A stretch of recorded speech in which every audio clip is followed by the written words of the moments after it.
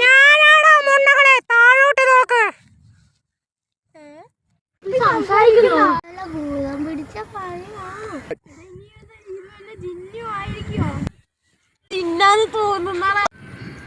എടാ നീ ബോളോണ് എന്ത് വന്ന് സംസാരിച്ചാൽ മതിക്കോളാം.